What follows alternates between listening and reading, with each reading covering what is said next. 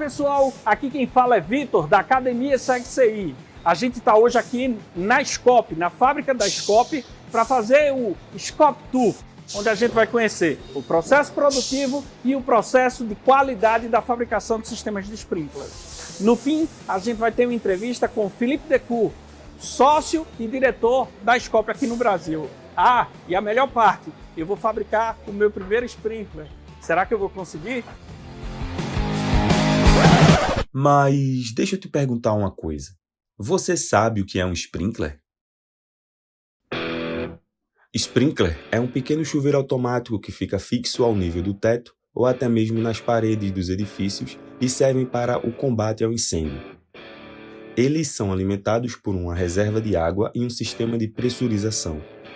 É um componente que descarrega a água quando for detectado um incêndio, por exemplo, quando uma temperatura pré-determinada for excedida. Ele é composto de uma armadura, um elemento sensível chamado bulbo. No interior do bulbo, um líquido se expande a uma determinada temperatura, de maneira que a cápsula seja rompida quando o incêndio for iniciado, liberando a água para atuar no combate.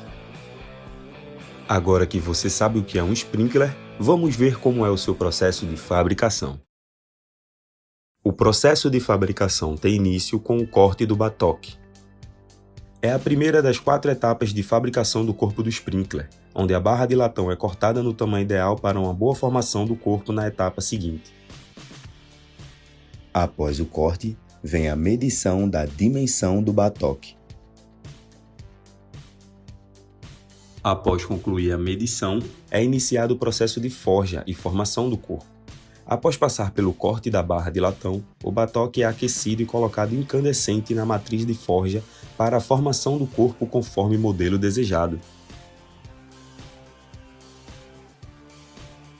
Após o forjamento do corpo, vem a rebarbagem. É necessário retirar o excesso de material para que o corpo, sem as rebarbas, possa ser encaminhado para o centro de usinagem. Na 4ª e última etapa da fabricação do corpo semi-pronto, ele recebe as furações, roscas e ajustes para acomodar cada uma das demais partes do sprinkler. Esta é a etapa de fabricação com maior número de processos de controle de qualidade, entre eles as medições de comprimento da espiga, rosca externa, altura do corpo, profundidade de mesa, calibre do orifício, entre outros. Além disso, as primeiras peças usinadas passam por ensaios como pressão e vazão. E estando tudo ok, é autorizada a continuidade na usinagem do restante do lote. Usinagem do obturador. É o processo de fabricação do dispositivo responsável, em conjunto com os demais elementos do sistema de vedação, pela estanqueidade no orifício do sprinkler. O design do obturador é fundamental para evitar que ocorra o alojamento dessa peça após a ativação do sprinkler, prejudicando assim o padrão de distribuição de água.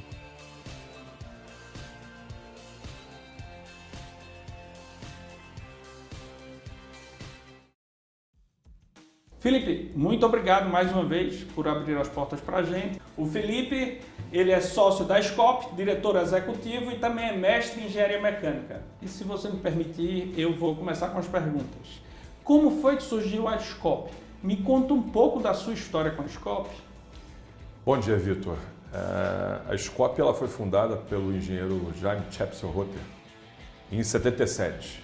Na verdade, em 67, ele começa a pensar na possibilidade de fabricar sprinkler no Brasil, vai estudar o processo, vai estudar as oportunidades, a questão técnica. E em 77, oficialmente, a Scop começa a fabricar, ela lança o seu primeiro sprinkler chamado SK1, ao longo do tempo também chamado de SK2. E em 1984, ele vai lançar o modelo que existe até hoje, talvez o modelo mais popular e conhecido do mercado, que é o RTR, que são referências ao sobrenome Rotter. Esse produto é lançado entre 84 e 85, quando também começa no Brasil o processo de certificação, ou seja, os sprinklers inicialmente fabricados aqui não existiam nem referências de certificação. A ABNT começa a certificar com base na ISO 6182, se eu não estou enganado aqui na numeração, que existe até hoje também, e segue o barco com esse modelo, né? Isso estamos falando de 84. No começo da década de 90, o engenheiro Jaime Chepsel-Rotter falece e a sua família, né, representada pelo Jonas, pela Tânia e pela Dona Bela, tocam o barco, segura o tranco e levam adiante esse sonho do engenheiro Jaime. Eu vou entrar na empresa em 2006. Em 2007, a gente lança o RTR Resposta Rápida e o RTR Lateral. E eu assumo um projeto que a Tânia cuidava na empresa de lançar um modelo com certificação FM, fabricação Scop. Esse modelo vai ser lançado 5 anos depois do lançamento do Resposta Rápida, da linha RTR Resposta Rápida. Em 2012, a gente lança o JCR FM, aí uma homenagem póstuma ao fundador, chama JCR, que são as iniciais de Jaime Chepsel Rotter. Na verdade, agora em 2022, nós completamos 10 anos de certificação FM. 10 anos em que fomos certificados e 10 anos mantendo essa certificação. Em 2018, a gente faz o lançamento de uma nova linha, que é o nosso Sprinkler K160, que é o Sprinkler B11. Dessa vez, a homenagem é a Dona Bela, esposa do engenheiro Jaime. Então, é o B, vem de Dona Bela. E eu entrei exatamente há 16 anos atrás e trabalhei muito numa nova gestão, gestão mais profissional, reorganizando processos dentro da empresa, sistemas de qualidade, sistema de certificação e com essa linha de lançamento de novos produtos. O que a Scop representa hoje no mercado nacional? Eu tenho umas palavras que representam a Scop, e que naturalmente parecem chavão, mas que tem muito a ver com a alma da empresa e com tudo que a gente vem fazendo. A primeira, ela representa a qualidade. Você falou sobre ser a única a fabricar. Há um tempo atrás, a gente considerava que ela era o único fabricante no Brasil com a certificação FM, UL e a BNT, já a BNT há 40 anos. Descobrimos que nós somos os únicos fabricantes certificados, na verdade até fabricantes mesmo, na América Latina. E recentemente, fazendo uma pesquisa nas páginas das certificadoras, descobrimos que somos os únicos certificados no hemisfério sul, na verdade. Então é isso, uma empresa brasileira, uma empresa carioca, que está no hall das poucas empresas do mundo que fabricam sprinkler com certificação. Então essa qualidade, essa questão de segurança não vem como um chavão, ela tem aí um estofo de anos e de cada vez mais aprendizado, perseverança. Aliás, perseverança também acho que é uma outra palavra forte, perseverança, resistência. Uma empresa nacional estar viva há 45 anos, se pegarmos a fundação de 77 para 2022, é sinal de resistência. Quanto se passou aí por a economia, pela política desse país, eu digo que seria uma terceira geração, não pela idade, mas uma terceira geração de gestores na empresa, e a gente sempre com o olho no futuro, entendendo o que acontece na sociedade, o que acontece no nosso setor. E diria que, juntando isso tudo, fora a questão de preço e de prazo, porque existe, em algumas áreas, realmente é difícil você fabricar com um preço competitivo e a qualidade. Quando você equipara uma qualidade mais alta, o preço nacional acaba não conseguindo acompanhar. A gente consegue preço, prazo e qualidade. Eu acho que, juntando isso tudo, a Scop ela deveria ser o que é para a gente uma inspiração. Ela deve ser uma inspiração não só para o nosso setor, mas para outros setores. No fundo, tudo que a gente busca fazer e produzir, a gente tenta privilegiar o nacional. Eu acho que hoje a gente só tem um insumo, que é o nosso bulbo, que vem de fora do país. O resto, equipamentos, produção, parte acabamento, matéria-prima, é tudo produto nacional. Eu vejo muitas publicações suas sobre sprinkler tampão. Eu queria que você me explicasse o que é e quais são os perigos desse sprinkler tampão. A gente não tem como comprovar aqui, mas é comprovável que um sprinkler ele precisa ter uma confiabilidade de funcionamento de 99% para cima, ou seja, entre 99% e 100%. Isso significa o seguinte: num evento de incêndio, se o primeiro sprinkler não funcionar, você já tem um grande problema. Se o segundo não funcionar, esquece, você não precisa mais dos outros, porque não vai ser mais necessário um sistema de sprinkler. Isso está muito relacionado com o tempo em que você atinge, em que o sistema atinge o flashover, que é vamos simplificar, uma explosão por alguns fenômenos químicos que acontecem, e um tempo médio para que as pessoas possam fugir do ambiente, ser alertadas para fugir, em que o fogo ganha uma potência que pode ser incontrolável, que será incontrolável por sistemas automáticos. E esse tempo vai variar entre 1 minuto e meio, 2 minutos e 4 minutos. Então você não tem muito tempo. Então essa confiabilidade está relacionada a essa questão toda. O que é um sprinkler na sua estrutura confiável? Primeiro, ele tem que ter resistência. Os sprinklers vão durar aí 50 anos, eles duram mais que a tubulação. Então eles têm que ter uma resistência. Resistência ao tempo, resistência à queda, resistência a impactos e resistência ao fogo. Sprinklers tampão, muitos que estão por aí, eles vão derreter com fogo. Isso é algo que é inacreditável. Então eu chamo de tampão porque ele serve simplesmente para a água não sair. Esse é o conceito. Ele está lá para a água não sair. E talvez nunca saia. Ou talvez ele derreta e a água saia quando já derreteu a tubulação também. Esse é um ponto. Outro ponto é o seguinte, ele não pode funcionar antes da hora. Ele não pode funcionar, ele não pode vazar antes da hora, ele não pode ser ativado antes da hora. Então, se ele não tem resistência, se ele não tem um fechamento bem feito, isso é um grande detalhe, a gente vai falar um pouco mais à frente, quando falar da qualidade oculta. Se ele funcionar antes da hora, e você vazar e você esvaziar a tubulação, além de causar um prejuízo desnecessário, você esvaziou a tubulação. Se um evento ocorre logo depois, como é que esse sistema vai proteger? Por outro lado, ele tem que funcionar na hora exata, na hora que ele for ativado.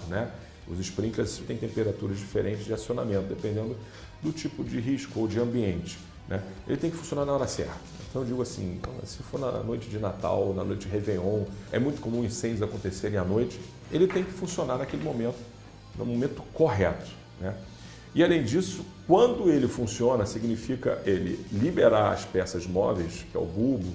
Se a gente pegar um sprinkler como esse aqui, você vai ver que você tem 3 peças móveis. Essas peças móveis, no primeiro momento, elas têm que ser expelidas corretamente e depois ele tem que funcionar corretamente. Funcionar corretamente significa, estando a pressão de água correta no bico, no sprinkler, a vazão de água tem que seguir aquilo que foi projetado e a distribuição de água também tem que ser o correto. Então, assim, um sprinkler confiável, funcionar na hora certa, em que o primeiro vai funcionar e se precisar do segundo, o segundo vai funcionar, ele tem uma série de critérios que aí, para garantir essas características, você precisa submeter a um processo de certificação, a gente vai falar um pouco mais à frente. O sprinkler tampão é aquele sprinkler que não se submete a esses processos.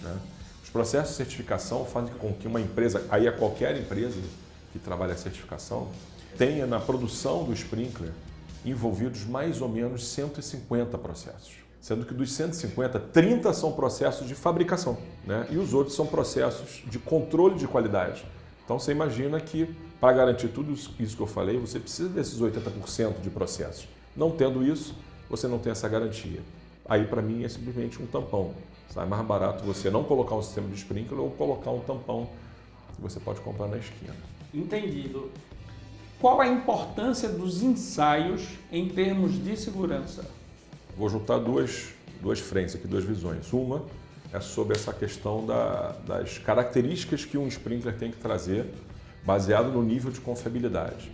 Como eu disse, resumindo, ele precisa de resistência física, ele precisa de um sistema de montagem muito bem feito, de fechamento correto, e ele precisa das funcionalidades dele corretas, na hora certa e como tem que funcionar. Essa é a visão que o sprinkler tem que atender, mas como que você garante isso? Às vezes as pessoas confundem o conceito de qualidade como qualidade é ser melhor. Então, qualidade é atender a um parâmetro. Você definiu parâmetros, então a qualidade é estar conforme parâmetros. Aí vamos para o lado da norma.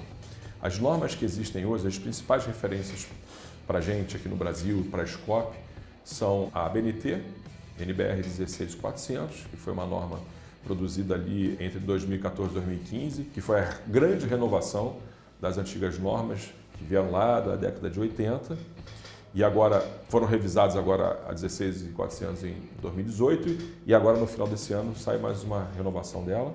A FM 2000, o pessoal que é de projeto, instalação, não conhece essas normas, e a UL 199, todos são referências.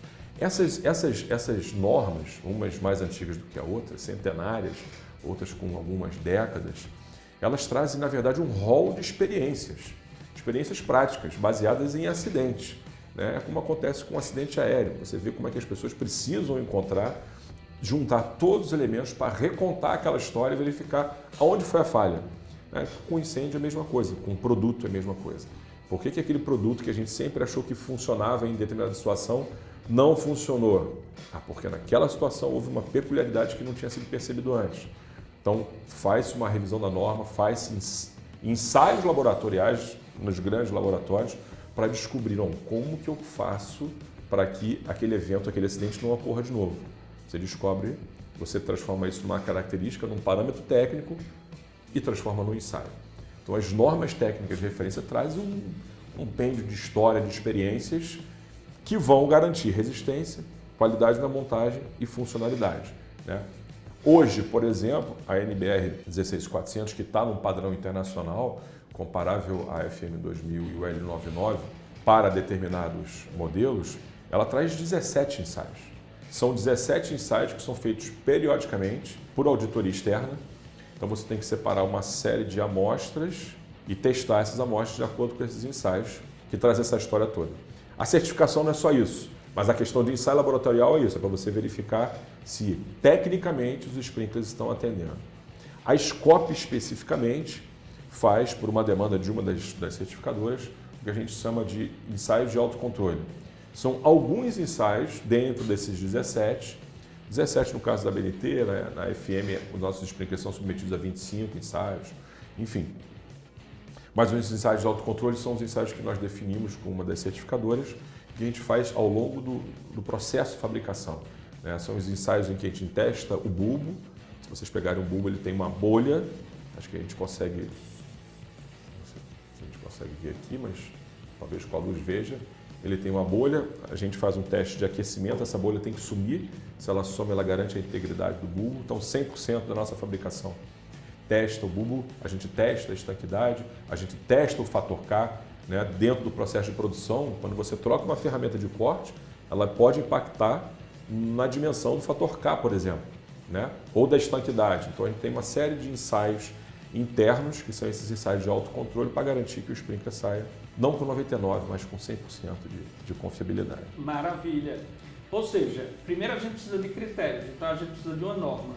Entendo a norma, a gente precisa de ensaios que garantam que os elementos que são exigidos pela norma sejam atendidos. E para amarrar esse processo, a gente precisa de uma certificação pela terceira parte. Como é que funciona a certificação por uma terceira parte? Então, tem dois elementos aí bem interessantes, né? As normas, seja quais forem, nacionais ou internacionais, elas seguem o chamado modelo 5, que tem duas características, eu vou falar de forma simplificada, bem interessantes. Uma é exatamente ser de terceira parte. Existe, para outros produtos e serviços em outros lugares do mundo, uma autodeclaração. A autodeclaração ela não seria nem um pouco útil, nem para sprinkler e nem no Brasil. Então, você precisa de uma terceira parte, que significa o quê? Instituições, laboratórios ou instituições técnicas que ou produzam essas normas ou que conheçam muito essas normas. Na prática, são as empresas que produzem, que fazem essa auditoria, a BNT, a própria FM, a própria UL. Elas não têm com a gente o compromisso de nos agradar, elas têm o compromisso de dizer, olha, vocês estão falando aqui, aqui, aqui. Então, esse é um ponto. A terceira parte é muito importante porque ela simplesmente não é uma autodeclaração, é uma auditoria externa. Então, você tem uma auditoria externa baseada nos produtos, que são os ensaios técnicos. Mas, para sprinkler, existe um detalhe muito importante, que é assim, vamos pegar aqui uma válvula de governo, uma chave de fluxo. Eu tenho 10 chaves de fluxo que eu vou instalar em tal lugar, ou 10 válvulas. Eu sei quais são as válvulas e eu posso fazer os ensaios naquelas válvulas quantas vezes eu quiser. Isso é também com grandes máquinas, né? Eu trabalhei no setor de ar-condicionado e você tinha que certificar um chiller que ia atender um prédio. Então você tem a certificação daquele produto único. O caso do sprinkler não, a gente sempre compara ele muito com a questão dos fósforos, né? Fósforo eu não posso testar todos, senão não vai ter produto para vender. E os sprinklers são assim, eu não posso ativá-los todos. Então como é que você garante que uma fábrica, testando uma amostra de, vamos dar um exemplo, de 500 sprinklers, né? Digamos que essa fábrica, não estou falando da SCOP, fabrique 500 mil sprinklers, 1 milhão de sprinklers, 5 milhões de sprinklers. Como é que ela testando 500 sprinklers ou 1000 sprinklers de amostras, ela garante que todos os outros sairão daquela mesma forma, só se você certificar o processo produtivo, o processo de gestão. Você tem que ter gestão da qualidade no processo de fabricação. Então você tem aí a ISO 9000, ferramenta que foi criada exatamente para que você possa fazer a certificação de cada etapa. Você tem um procedimento de fabricação, você tem as ITs de fabricação, você tem toda uma linha de treinamento, né? Então você trocou um operador de uma máquina, veio uma pessoa nova, você tem que estar lá, ele tem que ler o procedimento, tem que ler as instruções, tem que receber o treinamento para começar a operar e você tem que fazer a medição dos resultados daquele processo. Porque é natural que você tenha um problema de um iniciante na máquina, em que ele não aprendeu totalmente uma instrução e aí vai consumir mais rápido um produto, ou que ele vai ter um número de falhas, e esse número de falhas ele é medido, as peças são segregadas. Então todo esse processo, ao longo de cada etapa, juntando com os nossos ensaios de autocontrole, que eles fazem parte do processo da gestão da qualidade, é que se consegue uma certificação. Então certificação Sprinkler significa certificar o seu processo produtivo, para garantir que ele vai fabricar tudo igual, e certificar uma amostra, quer dizer, testar uma amostra que representa aquele todo. A certificação ela só funciona, o modelo 5 é isso, quando você junta essas duas partes. Já se buscou no Brasil de outra forma e não funciona.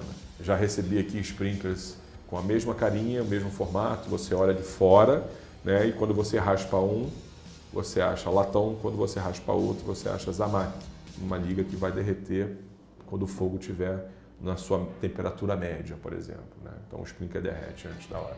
Entendido. Felipe, você falou sobre ensaio de autocontrole. A gente sabe que existem também os ensaios laboratoriais.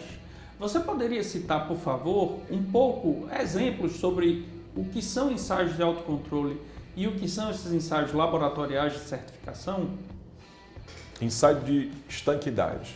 Esse é um ensaio que é feito dentro do processo normal de auditoria e que a gente também usa como autocontrole. Esse é um ensaio para a gente testar o limite desse sprinkler na capacidade dele de não vazar, né? Então a gente usa esse ensaio, ele é feito a 3.000 kPa, enquanto a pressão de trabalho está na média de, sei lá, 800 a 1.200. Estamos falando de 3 vezes essa faixa, né? Então, estamos falando de 30, 35 quilos. Entendi. Em que esses sprinklers são submetidos, aí tem todo o procedimento de ensaio, de subida de pressão, de descida, de permanência. Então, isso que eu estou dizendo não é um parâmetro só da SCOP. Estou pegando aqui um parâmetro médio que são dessas 3 normas de referência, né? Então, a estanquidade é esse tipo de ensaio. Então, às vezes a gente recebe reclamação, não, porque vazou, porque isso, aquilo, outro. A gente fala, não foi por conta do sprinkler, algum procedimento errado de instalação. Então, é interessante entender, né, que o sprinkler testado a 3.000 kPa, ele não vai vazar a 1.000 kPa ou a 10 kg. O teste de pressão a 30 dias. Pressão a 30 dias, você coloca o sprinkler pressurizado a 2.000 kPa durante 30 dias. Ele não pode vazar, mas quando você tira a pressão nele, ele dá uma relaxada, você pega ele e faz o teste também de estanquidade hidrostática para saber se ele vai vazar numa situação mais extrema ainda, porque você vai levar ele para 3.000 kPa ou para 4.800. Estamos aqui no Labscope com o Pedro. Você tem como me mostrar esses ensaios, como é que funciona? Claro, esse aqui é um ensaio de resistência à pressão por 30 dias. Os sprinklers ficam aqui, numa pressão definida por norma, e após os 30 dias nós avaliamos se eles tiveram alguma ruptura ou algum vazamento. Ensaio de resistência hidrostática. O ensaio de resistência hidrostática é para testar a resistência do corpo como um todo. Imagina que a gente coloca pressão nesse corpo aqui, a pressão vem por baixo, ela vai comprimir esse sistema aqui e por resistência esse sistema vai tentar esticar o corpo. Aí a brincadeira aqui é a 4.800 kPa. O que normalmente acontece? Se o produto não tiver qualidade, você pode ter ruptura da estrutura, se não tiver uma boa liga metálica, você pode ter uma ruptura do bulbo. O que acontece? Esse ensaio você vai até que algum evento ocorra. Entendi. Quando o sprinkler... Como se fosse um ensaio de ruptura, digamos assim. Exatamente. Quando o sprinkler tem esse padrão de certificação e atende a norma por completo, o que vai acontecer é, na verdade, o primeiro elemento que não aguenta lá para 4.800 kPa, ou seja, 4, 5 vezes a pressão de trabalho, é o elemento vedante. Existem alguns tipos de elementos vedantes, que são a base de Teflon, e tem um momento que ele não aguenta, ele vai deformar ou ele pode romper, e aí você vai ter um pequeno, no critério de norma assim, se suar, né, por conta da água que vem de fora, é considerado vazamento. Tá? Então essa é a resistência hidrostática. Pode ser que sprinkler tampão, essa ruptura vai acontecer no corpo, no bulbo, em alguma outra área. E o ensaio de golpe de ariete? Então a gente tem uma série de ensaios que quem assiste fica com pena dos bichinhos e tem certeza que eles não vão aguentar. O golpe de arite é isso, é uma sequência de trancos, como se fossem vários golpes de arite um atrás do outro. São ciclos, frequências e um tempo longo. E esse tipo de ensaio, como alguns outros, depois que o sprinkler apanhou bastante, você coloca ele no teste de estanquidade, no teste de resistência hidrostática. Grande parte dos ensaios são como esse. Tudo bom, Rodrigo? Tudo bem. Como é que a gente faz o golpe de arite? Consegue mostrar pra gente? Sim. E a gente tem que fazer 3.000 ciclos com a pressão oscilando entre 400 kPa e 3.000 kPa. Entendi. E aí, no caso, ele não pode ter ruptura, ter vazamento, esse tipo de coisa. Então, ele já está aqui no 400.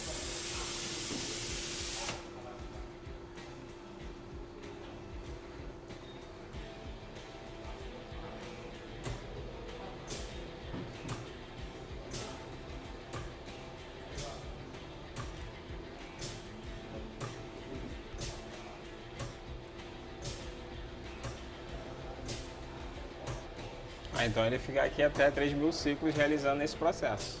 Ensaio de vibração. O ensaio de vibração segue a mesma lógica, né?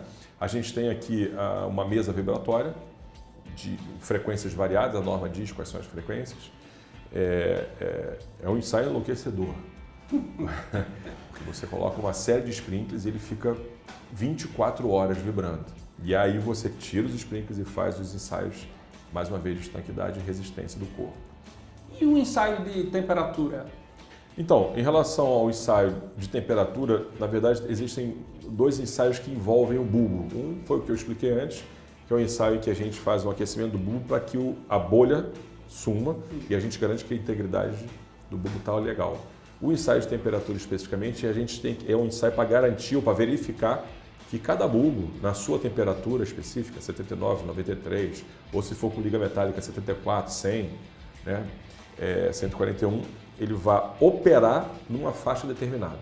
68 graus, por exemplo, ele tem que operar entre 65 e 71. Se ele operar a 64 ou 72, diante das certificadoras, a gente está reprovado. Pedro, e o ensaio de temperatura? Como é que o ensaio de temperatura funciona? Então, Vitor, esse ensaio, os sprinklers são colocados nesse recipiente, são elevados até uma temperatura previstas em normas e a gente avalia o rompimento deles. Entendi.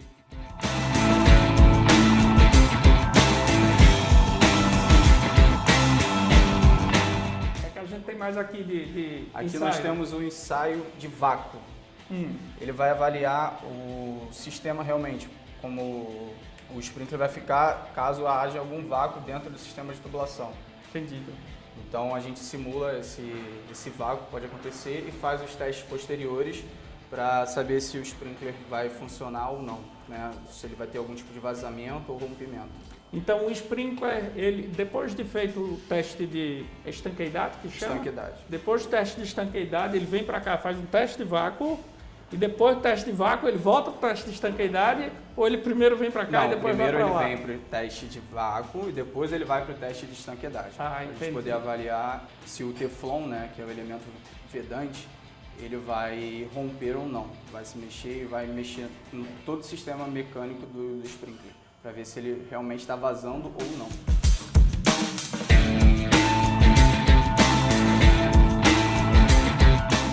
E o ensaio de distribuição?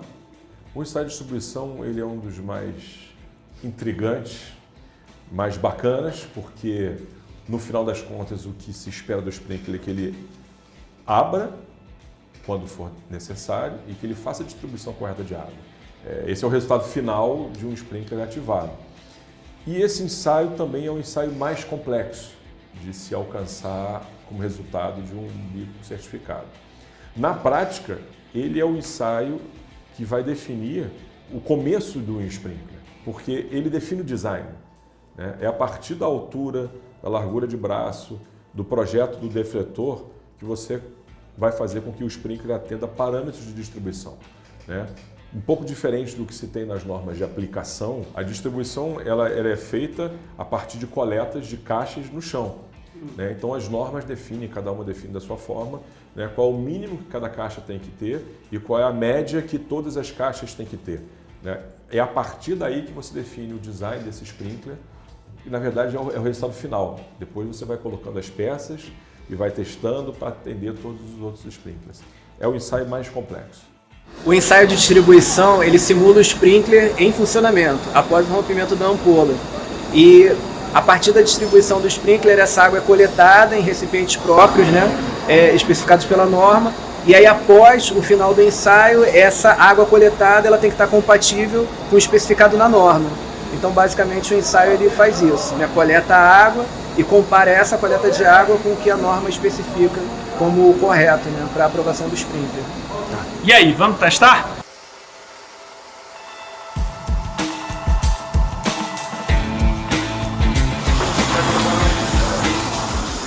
Felipe, queria agradecer, foi riquíssima a nossa conversa. Muito obrigado por abrir as portas da Skop para a gente. Eu que agradeço, Vitor. Sucesso na sua empreitada aí, em espalhar conhecimento que o mercado está precisando. Muito obrigado. Até a próxima. Pessoal, agora a gente vai conhecer a sala de montagem da Skop, onde eu vou tentar montar o meu bico de sprinkler. E aí, será que eu vou conseguir?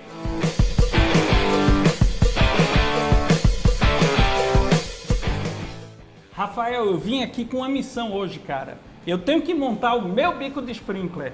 Só que eu olho e não sei o que fazer. Você tem como me mostrar como é que monta um bico de sprinkler K11? É agora, Vitor. Vem do centro de usinagem do nosso corpo. A gente vem com o parafuso. Encaixa ele por cima que ele tem um lado. Beleville com o obturador. A gente vem com o nosso bulbo. A chave já de centro. Vem centralizando ele. Centralizado, verifica se está centralizado, encaixadinho. E vem para a nossa chave de toque. Esse é o nosso Sprink B11 pronto para ser testado. Parece fácil, né? Peguei o corpo que veio da usinagem. Isso, parafuso. Parafuso. Obturador com Beleville. Obturador com Beleville. Encaixadinho. Bulbo, isso aí. Vem com bulbo. Como é o nome desse bulbo? Esse bulbo é do bulbo da Job. Aí no caso o bulbo você tem que ser ao contrário. A parte do bico dele tem que ser sempre para baixo. Tá revendo? Ó, só para avisar, esse bico fica comigo, viu? Tá. Esse bico Meu vai presente. presente. Não vai nem para teste. É verdade. Aqui, ó, centralizado. Ok? Isso. Aí verifica se ele tá certinho, tá ok. Vamos lá.